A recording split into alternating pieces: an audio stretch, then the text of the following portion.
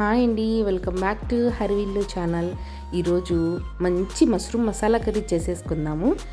దీనిలోకి నేను ఒక 3 ఎర్రగడ్డలు 3 టమాటాలు తీసుకున్నానమాట. వీటిని ఒక 2 ఎర్రగడ్డలేమో పెద్ద పెద్ద సైజులో, టమాటాలేమో పెద్ద సైజులో, ఒక ఎర్రగడ్డ ఏమో తర్వాతకి కట్ చేసి పెట్టుకున్నాను. ఇప్పుడు ఇవన్నీ మనము మిక్సీ పట్టుకోవాలి. అంతకుముందు ఈ బటన్ మష్రూమ్స్ తీసుకున్నాను అనమాట. మష్రూమ్స్ కోసం బటన్ మష్రూమ్స్ దొరికాయి, అవి తీసుకున్నాను. వీటిని ఉప్పు పసుపు వేసి బాగా మట్టి లేకుండా కడిగి పెట్టుకోండి. ఇప్పుడు ఒక మిక్సీ జార్ తీసుకొని అందులో ఇందాక మనం కట్ చేసి పెట్టుకున్న ఎర్రగడ్డలు మరియు టమాటాలు వేసేసుకోండి. ఇవి వేసిన తర్వాత వీటిని మెత్తగా మిక్సీ పట్టుకోండి. మెత్తటి పేస్ట్ లాగా మిక్సీ పట్టుకోండి. ఇక్కడ ఒక గిన్నె పెట్టుకొని అందులో కొంచెం ఆయిల్ వేసుకోండి. ఆయిల్ మనం కర్రీకి సరిపడా ఒకేసారి వేసేసుకుంటే సరిపోతుంది. ఇందులో కాస్త జీలకర్ర, మనం ఇందాక తరిగి పెట్టుకున్నాం కదా పచ్చిమిర్చి, అవి కూడా వేసుకోవాలి. తర్వాత ఇందాక కట్ చేసి పెట్టుకున్న ఎర్రగడ్డలు కూడా వేసుకోవాలి. ఇందులో కొంచెం కొత్తిమీర మీ దగ్గర ఉంటే పుదీనా కూడా వేసుకోవచ్చు. నేను ఇక్కడ కరివేపాకు ఉంది నా దగ్గర, నేను కరివేపాకు వేసాను అనమాట. తర్వాత ఇందులో 2 స్పూన్ల అల్లం వెల్లుల్లి పేస్ట్ వేసుకొని బాగా ఫ్రై చేసుకోవాలి. తర్వాత కొంచెం అంత పసుపు వేసుకొని అది కూడా వేగిన తర్వాత మనం ఇందాక మిక్సీ పట్టాం కదా ఆ పేస్ట్ మొత్తాన్ని ఇందులో వేసేయాలన్నమాట. ఇందాక చూడండి ఎలా మెత్తగా మిక్సీ పట్టాను, అదంతా ఇందులో వేసేసుకోవాలి.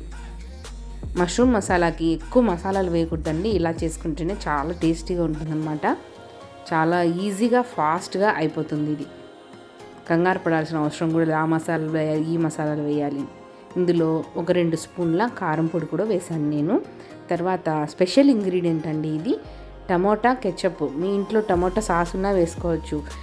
దీనివల్ల మంచి ఫ్లేవర్ వస్తుందన్నమాట. కర్రీకి ఎంత మంచి టేస్ట్ ఉందంటే హోటల్ స్టైల్లో ఎలా ఉంటుందో అలా ఉంటుంది.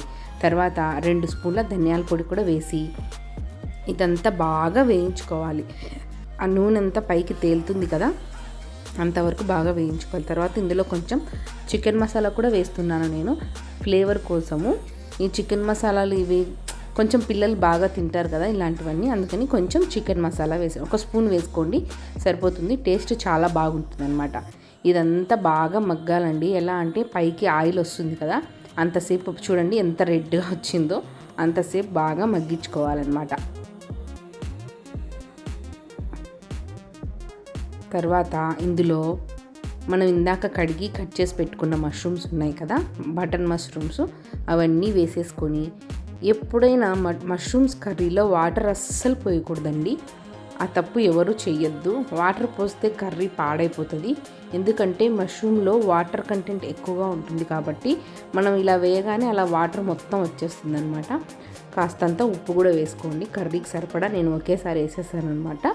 మీరు చూసుకొని వేసుకోవచ్చు, మీరు ఎలా తినాలనుకుంటున్నారో అలా. తర్వాత మూత పెట్టి కాసేపు మగ్గిస్తున్నాను. చూడండి ఎంత వాటర్ వచ్చేసిందో. తర్వాత ఇందులో కాస్తంత పెరుగు వేయడం వల్ల ఏదన్నా చెడు బ్యాక్టీరియా ఉంటే చనిపోతుంది అనమాట. అందులో టేస్ట్ కూడా కర్రీ బాగా వస్తుంది, గ్రేవీ చాలా బాగా వస్తుందండి. చూడండి ఎంత మంచిగా ఫ్రై అయిందో. దీన్ని మళ్ళీ మూత పెట్టి ఒక 10 నిమిషాలు ఉడికించుకోండి. ఇప్పుడు చూడండి ఎంత మంచిగా అయిపోయిందో కర్రీ. మసాలా గ్రేవీ అంతా ఎంత బాగా వచ్చిందో. నేను ఎటువంటి మసాలాలు కూడా వేయలేదు, అయినా కూడా గ్రేవీ చాలా బాగా వచ్చింది కదా. ఈ కర్రీ కనుక మీకు నచ్చినట్లయితే ఖచ్చితంగా ఇంట్లో ట్రై చేసి నాకు కామెంట్ సెక్షన్లో చెప్పండి. ఓకే అండి, thank you so much for watching. Please subscribe to my channel.